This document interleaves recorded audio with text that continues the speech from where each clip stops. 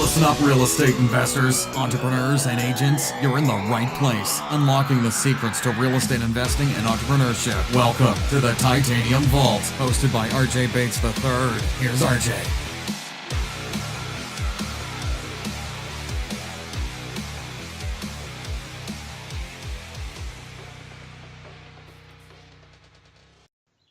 Hello and welcome to the Titanium Vault. I'm your host, RJ Bates. Today I'm sitting down with Brad Woodall. Brad, how are you doing?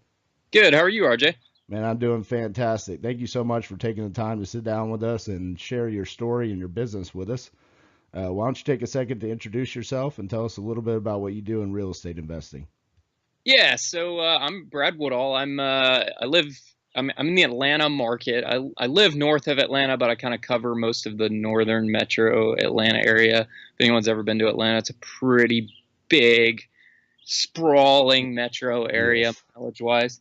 Just kind of like you in Dallas, Yep. Worth area. So, yeah. And then in terms of what I do, I'm a full-time real estate investor. I actually went full-time at it this year. Quit my corporate job in January. Yay. Yeah, great feeling, man. It's a little scary, but Right. now it's paying off. So, I mostly wholesale. My company name is Arborview Properties, and I started that up in 2016. And mostly wholesale. We do some wholesales. I got a couple fix and flips. Well, one we're buying today, and we got another one underway right now. But we're mostly wholesale stuff. And that's kind of what we're doing there in terms of the business. That's So awesome. So I have to admit, I love Georgia. My sister went to school in Georgia, close to Atlanta. I can't remember the name of it. It's like North Georgia State and College University. It had like every name that you could possibly have for a college up in Dahlonega, I think it is. yeah, in Dahlonega up in the mountains. That's probably about since I'm about 40 miles north of Atlanta is where I live, kind of getting up towards the mountains. So Dahlonega is probably about an hour drive from Yeah. me. So as a kid, my sister's 10 years older than me. So as a kid, we would go visit her, and I just kind of fell in love with Georgia from my time being out there. It's absolutely beautiful. It's funny. I can hear you're sitting out on the porch. I can hear the birds chirping in the background. That's awesome, man. You know, here in Texas, it's already like 95 degrees, so there's no way in the world I'd be sitting out on the porch doing an interview. I'd be dripping with sweat afterwards. So, Yeah. so you talked about you made that career change. Now you're full time into real estate investing. What kind of spurred that and made you make that jump to start real estate investing full time? I was just kind of burned out on the corporate world. I started working in corporate when I was like 18.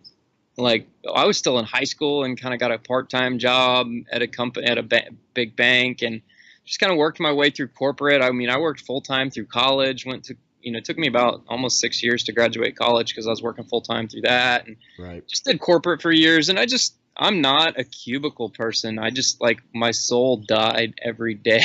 I was in a cubicle. And I like being outside, which is why I'm outside right now. I mean, now the Right. weather's warming up.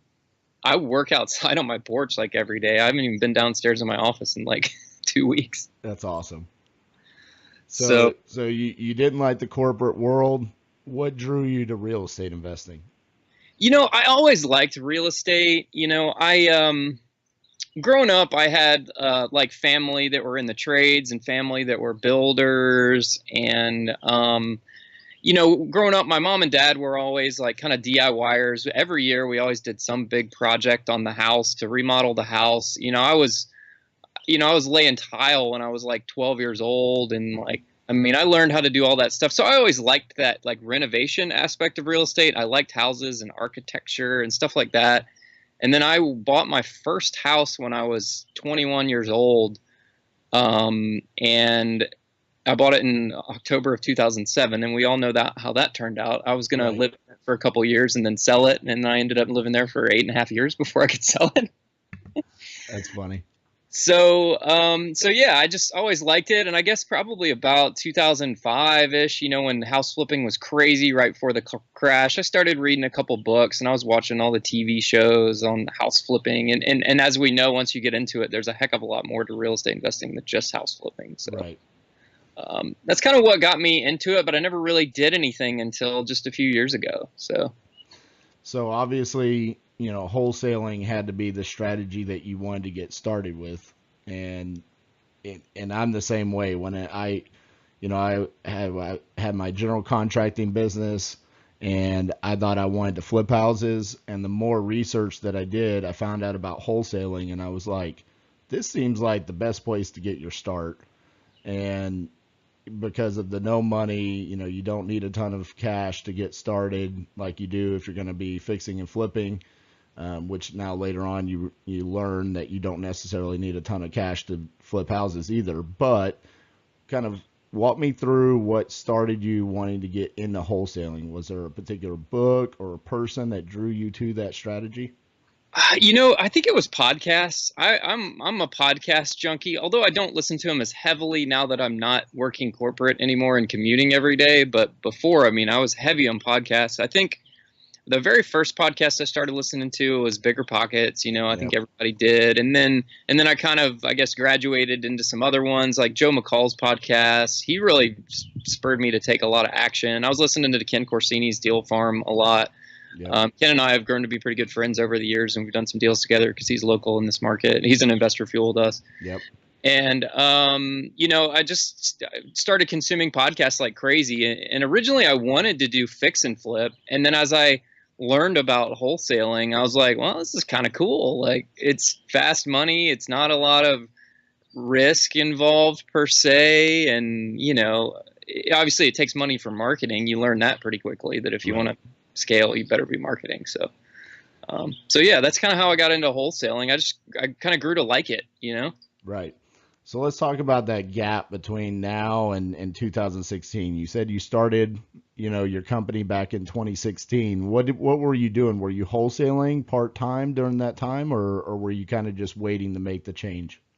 Like in 2015, I was making like a lot of offers on houses. Like at that time, there were still a few REOs left in the area. And I have a family member who's a real estate agent. So she was making offers for me on houses. I was probably making, I don't know, 4 or 5 offers a week on stuff and just kind of dabbling in it. And then I realized, like, okay, after listening to podcasts, I've got to do marketing. So I set up my LLC, and I started marketing in about it was about April of 2016, April, May, somewhere in there.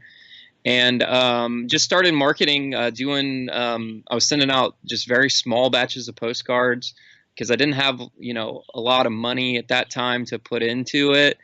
And I was just kind of giving it a try, and then just kind of slowly, I only did one deal in 2016. Towards the end of the year. Oh, well, I had another deal that I lost some money on, but I learned to eat a $5,000 non-refundable earnest money deposit on a deal towards the end of 2016. So that was fun. You take your licks, right? So, but anyways, yeah. So that's kind of what I did, and I just started marketing and sending out letters, and I finally. It was about September, maybe August, September. I got a call from a guy locally. I was only sending maybe 300 postcards to a small absentee owner list in the area. Right. And then I had another list I was mailing, which turned into a deal last year that turned into a really awesome deal. I actually get the check for that today, one of the checks.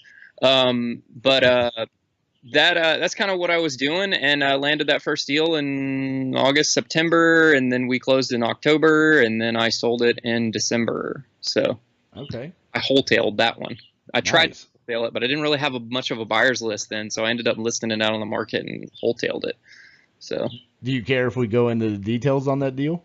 Sure. Yeah. I mean, it was an interesting deal. I learned a lot on that. Yeah. So break down the numbers for that deal, because I think there's a lot of interest in the wholetailing right now, and I don't think people kind of really understand what that means. And to be honest with you, we haven't really dove into it too much here on the podcast. So let's break down that deal. What was the purchase price? Did you do any rehab at all? And then what was the sales price on that? Yeah. So So, and I'll kind of explain wholesaling for those who don't understand. It's basically wholesaling, but you're putting it out on the MLS and you're retailing that deal, but you're still basically selling to an investor. In some cases, I've sold some to owner occupants, but you're mostly selling to investors. There's a lot of old school investors out there who are still looking for deals on the MLS, and they have agents hunting for deals, and they'll pay a lot more off the MLS for your deals because they don't know about the whole off market community and wholesalers and stuff like that. So, Right. But anyways, we'll get into the numbers here. So my first tip that I learned on that deal is always let the seller talk, and they will tell you their price. Absolutely. I was prepared to offer this guy about $50,000. I ran my numbers, and I was coming up with like an ARV of around like 80 something thousand. But the play on this deal was actually as a rental. It was a little 2-bedroom, 1-bath. We call them mill houses here. There used to be a mill in the town near me, and just a little 2-bedroom, 1-bath, tiny little houses that the mill workers would live in.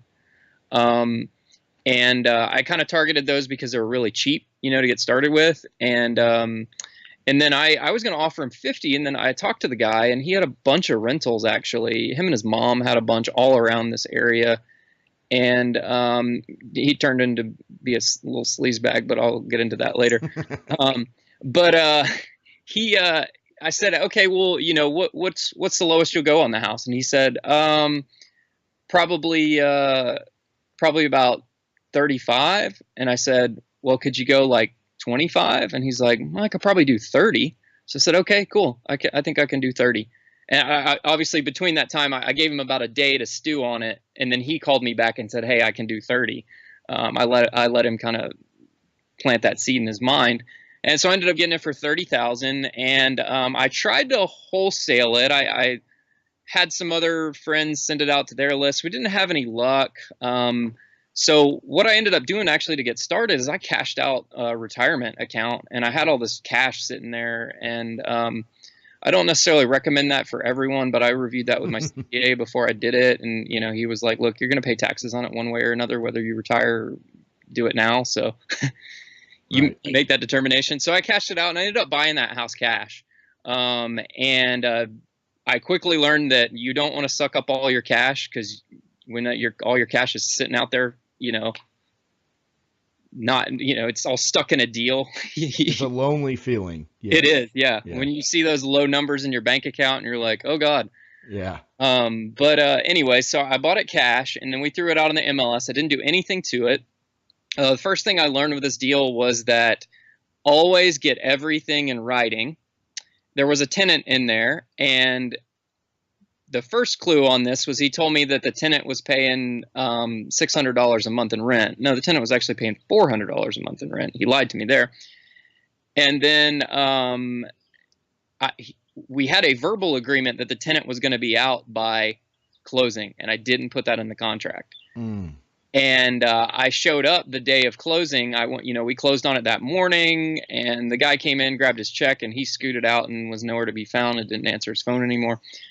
And I ran over to the house to go change the locks out, and all the tenant's stuff was there. And I'm like, oh crap, there's still a tenant here. Right. So then I had to turn around, hustle. I got in touch with him, and I finally caught him the next day, and he was like, oh yeah, so-and-so came by yesterday and collected the rent. I didn't even know he was selling it. So the guy actually stole money from me, basically. He went and collected from the tenant that day that I bought it.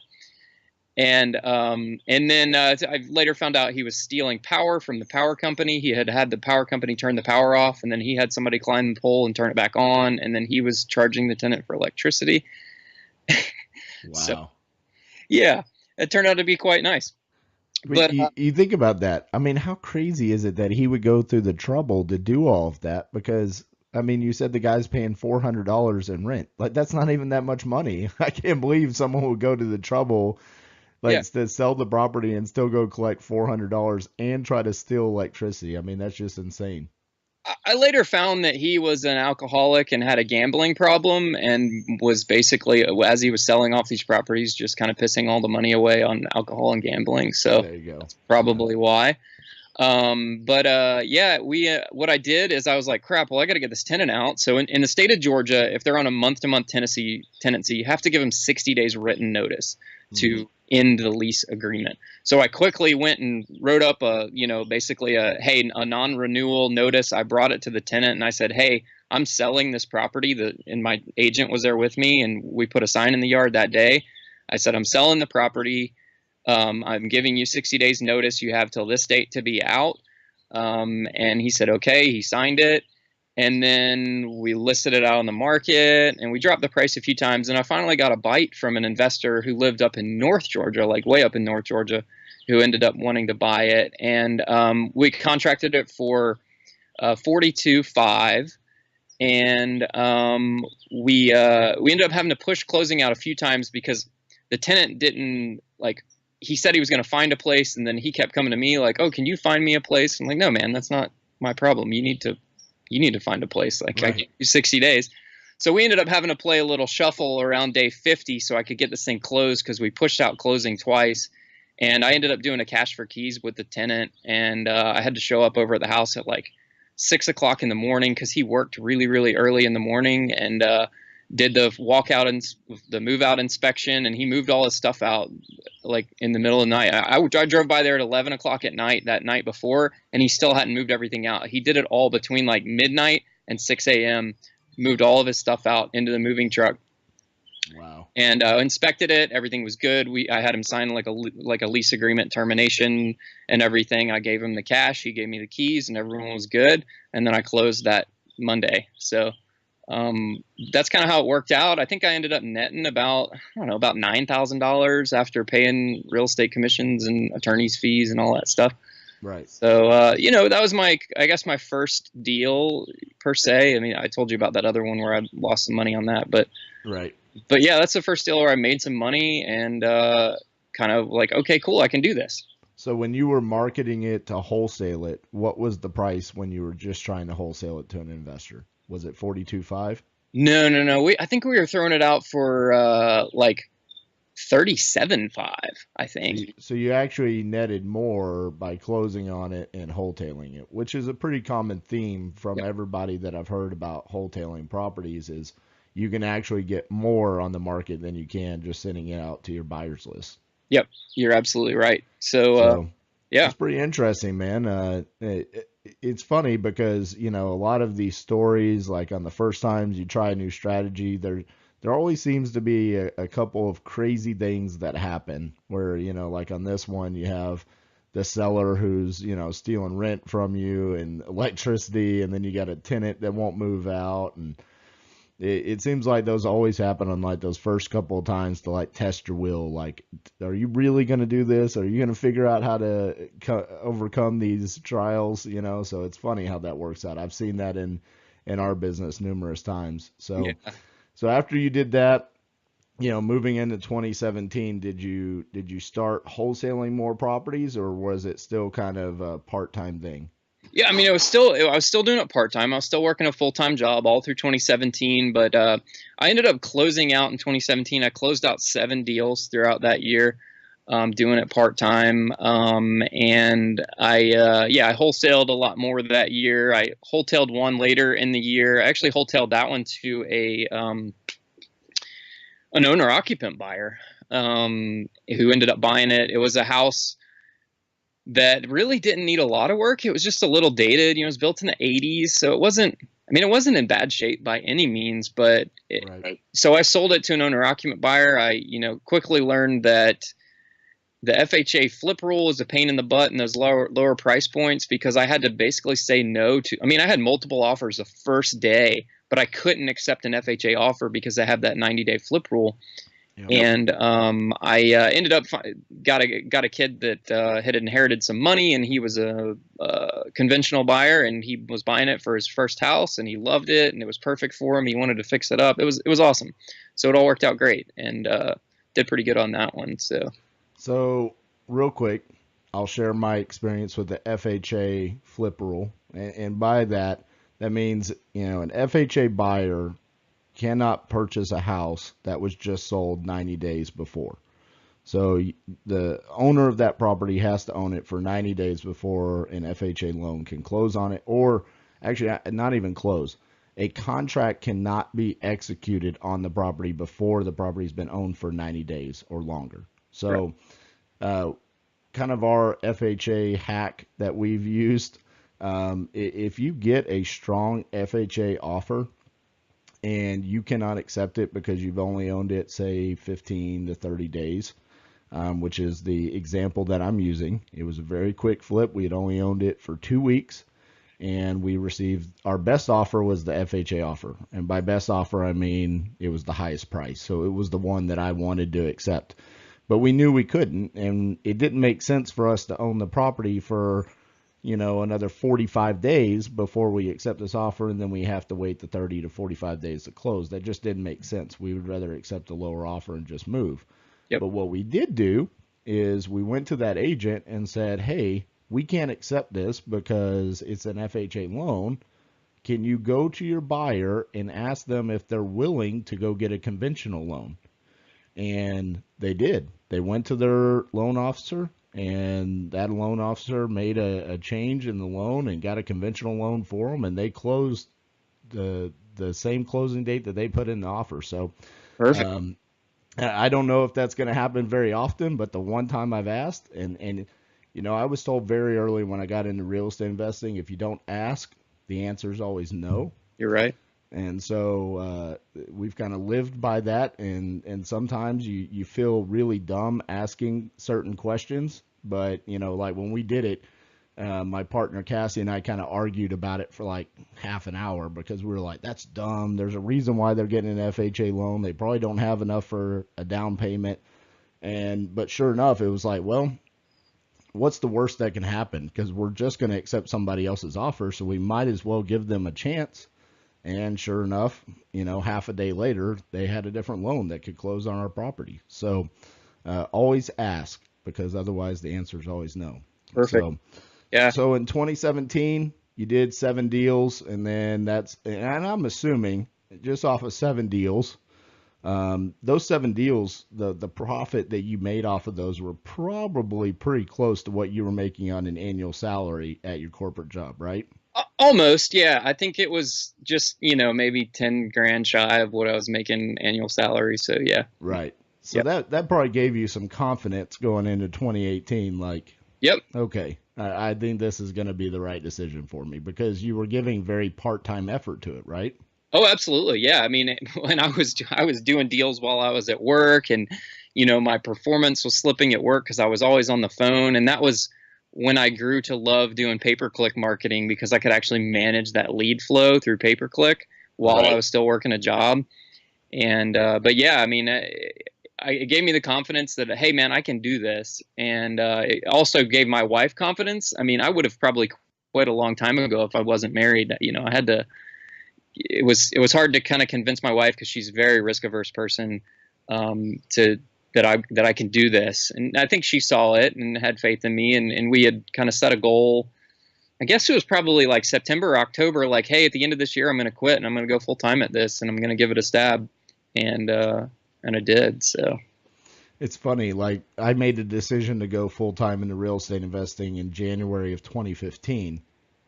I don't know why I waited till January. I look back at it and I'm like, why didn't I make the decision in August when I knew? There's something like mental, like, okay, I'm going to wait till the start of the year because that's when everything's going to change in my life. And looking back, I'm like, why did I waste those 4 months? I should have just made the decision when I knew I was going to make the decision. It's funny how we work like that. And I kind of held out till January because I thought I was going to get my bonus from my corporate job, and they ended up having some loophole that said, after I put in my notice, they're like, oh, because you're not there on the day of the payout, you don't get your bonus. I'm like, well, I worked here for all of 2017. Nope, sorry, this is our rule. So I ended up not getting my bonus. So I waited all that time for nothing. That makes it even worse. But right. But now here you are, now you're full time. So for everybody that's thinking about making that change, what is the difference now that you're full time into real estate investing, and what kind of advice would you give people that are making that change? To make that change, you got to have faith. right? You just got to take that jump and you just got to do it. And it's nothing's ever going to be perfect. And RJ, I know you have kids and I have kids. Like, Right. you're never like totally ready to do something. Like when you had kids, you weren't totally ready to do it. You just did it, and then things worked out, right? It's the same with this. You just take the jump, just do it, and have some faith. Set up a little financial runway there, but don't set up too much of a cushion, because you need something to give you a little kick in the pants, right? So like me losing out on that bonus was like, oh crap, like I got to hustle a little bit harder, because I was hoping that money was coming and then it didn't. And then also like you just have to build some systems out and like understand how you can, like I sat down at the beginning and kind of built out like some systems on how I'm going to map out the year and make things easier and how I'm going to scale it. So that's I guess my tip for everybody. Yeah.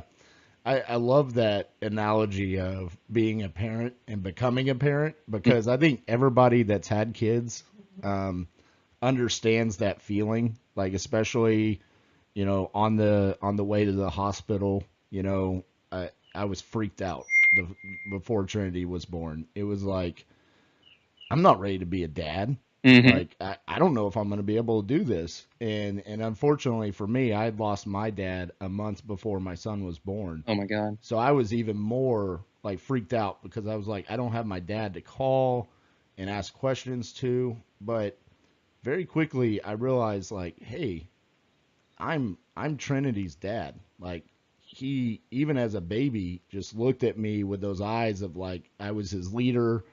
He knew that I was there to take care of him. And, very quickly you realize, like, okay, I can do this, and I'm going to be successful at this. He's still alive. I haven't killed him yet. It's just one of those same feelings as an entrepreneur. As you get started, that first deal that you make, and for you, you already had several deals under your belt, so you knew you could do it. It was just, could you do it enough to, supplement your income like you had with the salary? And I know that's also tough, because in 2017, not only did you make your salary at your company or your corporate job, but you were also making, profit off of those 7 wholesale deals that you did. Yep. So going off of 2017, going into 2018, it's like, you don't want there to be a huge income drop. Right.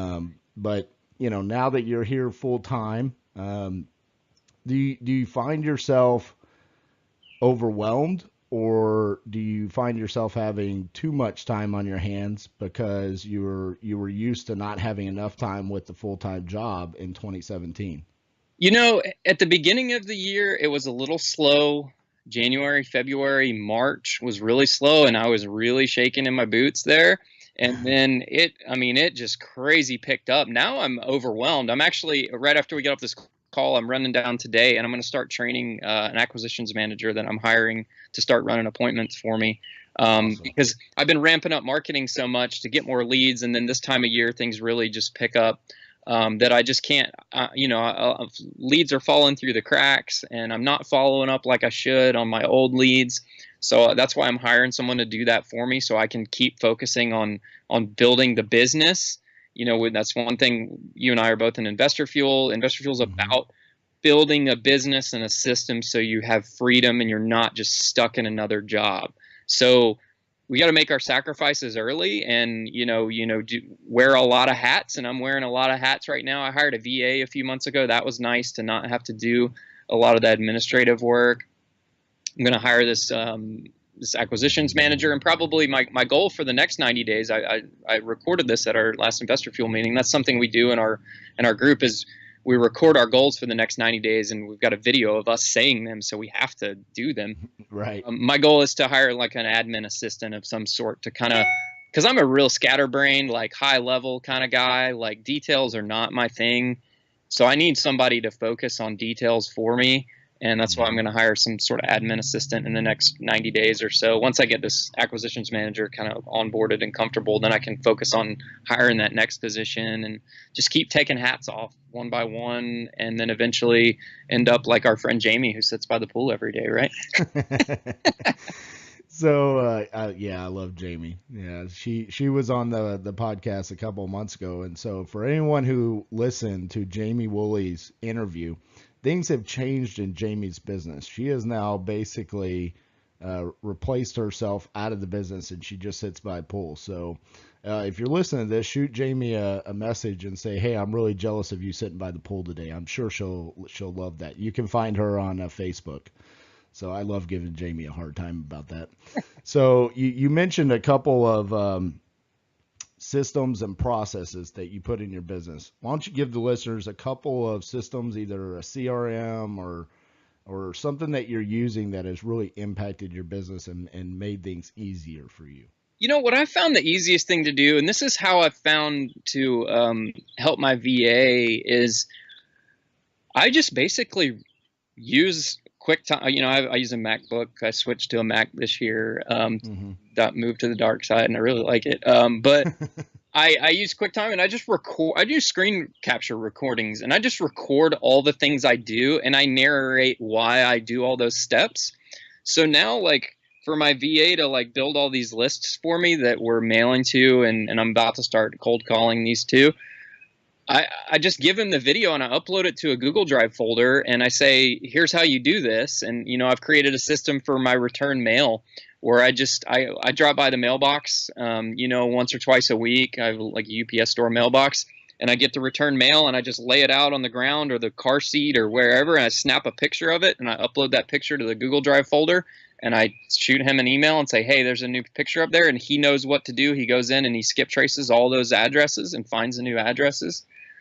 So I built a system for that. For my new. Hold on, I want to stop you right there because you dropped a beautiful tip there. And so for anybody that doesn't know this, and I think, Brad, this is funny. This is the power of going to a mastermind like Investor Fuel. Okay, Brad kind of just dropped something beautiful there that maybe he doesn't even realize how huge of a tip it is. But a lot of investors don't know what to do with their return mail. Yep. And a lot of investors don't do anything with it. What Brad's talking about is when he gets his return postcards, he's then sending those addresses to his VA to skip trace them. And then are you mailing to different addresses, or are you cold calling them then? On the ones where it's just an address change, I just mail to them. On the ones where we find that the owner is deceased, then I'll like try to find them and call them. And I've got 2 deals in the works right now that are still going through probate, where that's what we did. I just called a bunch of numbers and I finally found somebody, and the guy's like, yeah, we want to sell it. It's going through probate right now. It'll be done soon. Because a lot of times you'll find there's return mail because the person is deceased, and that's why the mail's kicking back, because they obviously don't live there anymore. The house is vacant. And but if you look at the return mail, it doesn't always say vacant on the return mail sticker. It may just say not deliverable, you know. So you can't really differentiate that. But if you skip trace them and you can see in the system, oh, this person passed away last year or whenever. And I had already trained my VA on like how to use skip tracing, the program that I use or whatever, and because he was doing it for like probate stuff anyways. We pull our own probate leads for certain counties here where we can get them online and then kind of skip trace that way. So he already knew how to do that. I just said, all right, do this for the return mail too. So and guys, those can be some of the best leads that you can ever get on the return mail when you skip trace it, because you basically what you're doing is you're finding, you know, a lot of investors are going to probably mail the same list that Brad's mailing and I'm mailing on a regular basis. It's who takes it a step further to go find those people that the mailers are not making it to. And that's what the power of the skip trace. And then, to be honest with you, I've found the ones that are the most profitable are the ones like he's talking about, where maybe the previous owner was deceased, and then you find the relative and you skip trace them and then you cold call them. Obviously, be respectful of the situation, but that property could be a huge burden on them and they don't know what to do with it, and you're solving that problem for them. And a lot of times those can be some of the most profitable leads that we get. And honestly, I've sat in rooms with hundreds of investors, and the majority of them say, I don't do anything with my return mail. We just put it in a basket or we throw it in the trash. And they've been doing that for 10 years plus. So yep. Great tip, Brad. I appreciate you sharing that with us. Yeah. I want to wrap up the interview by I always think it's important to dive into why we do what we do as entrepreneurs and real estate investors. So why don't you share with us what your why is and your driving force behind becoming an entrepreneur and creating your business? My why is freedom to spend time with my boys. Since I've had kids, it completely changes your world. And like, I want to spend time with them. And one of the goals I set years ago was I want to be there when my kids get off the school bus, when they start school every day. And they haven't started school yet. My oldest is 3.5. So I got a couple more years before he starts kindergarten, but I take them to school every morning and I pick them up every day about 4:30. So I get to be there with my boys and spend time with them. And I want to build this business into a true business where I can take all the hats off and I can go, one of my goals, and I think I had said this in Investor Fuel before you had joined, RJ, but I want to buy an RV, a travel trailer, and just literally like hit the road and just live on the road for a year or so, or maybe more, and just basically be location independent and do whatever I want to do when I want to do. That's my goal, and that's my why, is to just for freedom. If I want to sit in the garage and work on a car all day, or do whatever, I've got time to do that, and I'm not chained to a business or to a job, or so that's my why. Well, my next question was going to be, where do you want to be in 5 years? But I think you just answered it. You want to be in an RV traveling the United States, right? Yeah, I mean, I definitely want to do that. And I guess my long-term play is to kind of get into multifamily and commercial, like cash flow properties. Really, I mean, at the end of the day, like, cash flow is king. So right. I'm going to use this money generated from this business to buy cash flowing assets, whether that's apartments or commercial properties or whatever, to have long-term cash flow. So in 5 years, I'd like to own at least a couple apartment complexes at that point, and be on the road or be wherever, or, be at the beach for the summer, or, whatever, just do what I want to do when I want to do it, Love it, man. Well, thank you so much for taking the time to sit down with us. For the listeners who want to reach out and contact you, what's the best way they can reach you? You can find me on Facebook, Brad Woodall on Facebook, on Instagram, Brad K. Woodall. And then, obviously my company pages, Arbor View Properties, on both Instagram and Facebook. Those are really the best ways to get in touch with me there. So awesome, man. Well, thank you so much for taking the time, and we very much appreciate you sharing your story. And best of luck to you. And I can't wait to watch your company grow over the next couple of years at Investor Fuel. Yeah, man, you as well. Thanks for your time, RJ. It was great chatting with you. All right, buddy. We'll talk to you soon. All right, have a good one. Thanks so much for listening to the Titanium Vault with your host, RJ Bates III. For more info and to stay up to date, visit www.podcast.thetitaniumvault.com and on facebook.com/The Titanium Vault. If you enjoyed the episode, please rate and review, and we'll catch you next time on the Titanium Vault.